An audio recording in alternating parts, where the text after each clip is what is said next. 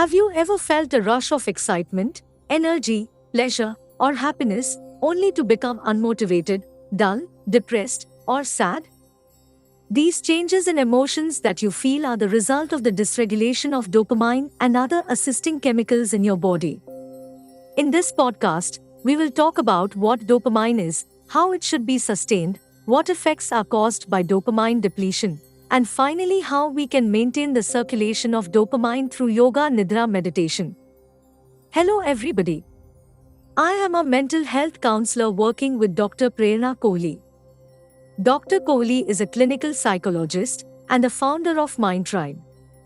At MindTribe, we provide affordable counseling, support groups, communities, workshops, and e-learning for mental health.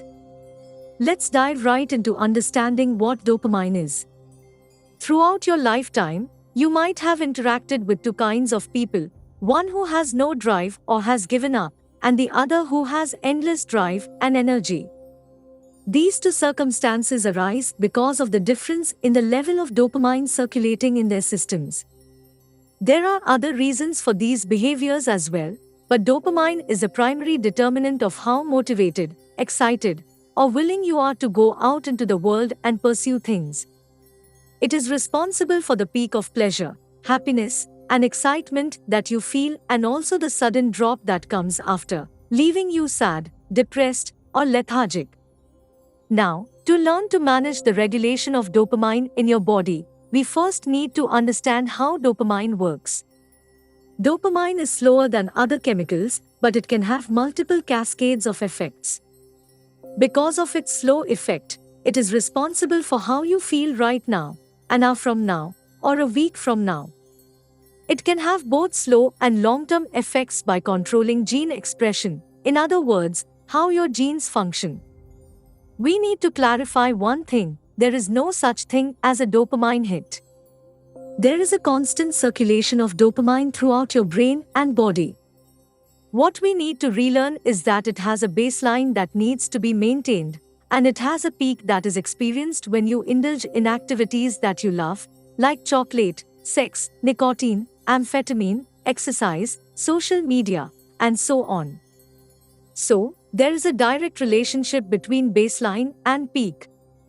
The way dopamine is released in the body also makes a huge difference. It can be released at a local level as a neurotransmitter, which means that only two neurons are activated, or it can be released at a broad level as a neuromodulator, i.e., a volumetric release, in which a vomit of neurons takes place, which can be anywhere from 50 to 100 to thousands of neurons being released at the same time.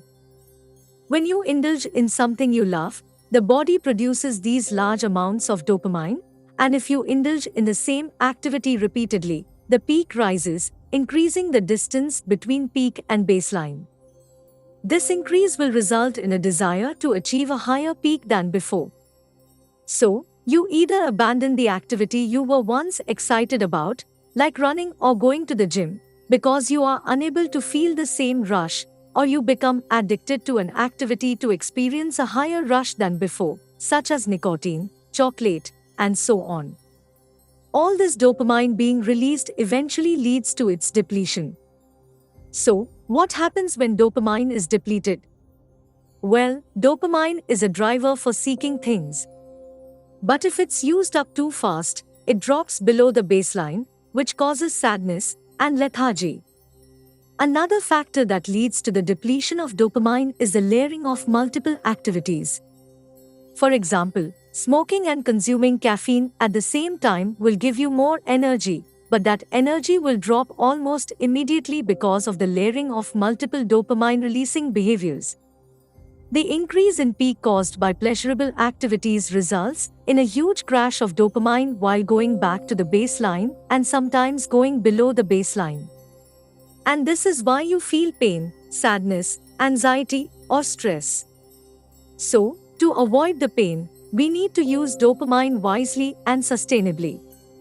How do you sustain dopamine? You must find an optimal way to engage in dopamine-inducing activities to sustain dopamine levels. To begin, you must engage in intermittent dopamine release. How do you do that? Avoid layering dopamine-releasing activities like listening to music before going to work, drinking caffeine, smoking, and using your phone in between work. All of these consume a lot of dopamine, leaving you tired and unmotivated for the rest of the day. Second, choose what dopamine-releasing activities you want to indulge in that day. Maybe one day you listen to music while going to work, another day you read a book, and some other days you hit the gym before getting to work. The key is to not keep every day the same. A third effective and regular way to sustain dopamine is by practicing yoga nidra, a kind of meditation that takes you into the alpha state, a state of consciousness between waking and sleeping, typically induced by a guided meditation. Let's talk about this in detail. Yoga nidra is an ancient yoga practice that, when done properly, can draw consciousness inward, allowing you to enter a more self-aware state of sleep. A Tantra yogi, Michel D'Agostino, instructor of kinesiology at Penn State University, explains that during this yoga, you are completely relaxed on the physical level, but the mind remains alert. What this awareness meditation does is clear the nerve pathways, because all these body parts are connected to different parts of the brain. So, clearing the pathway improves the communication between the nerves.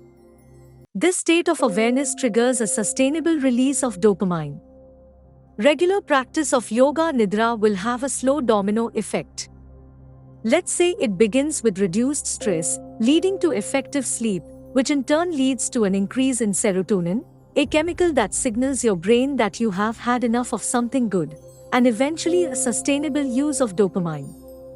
A study that incorporated PET scans observed an increase in dopamine levels in the basal ganglia of participants during yoga nidra practice. The basal ganglia are responsible for reward and reinforcement, addictive behaviors, and habit formation. Briefly, let's go over how yoga nidra is practiced. The theme of the meditation is going on a guided tour of your body. The guide will help the listener shift their attention to different parts of the body in a specific order. It's almost like a psychic body massage.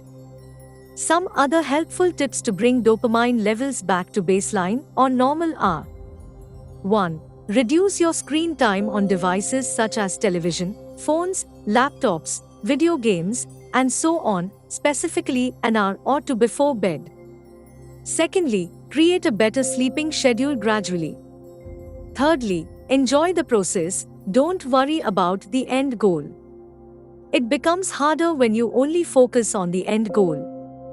You are not doing the activity because you enjoy it, you are doing it for the reward.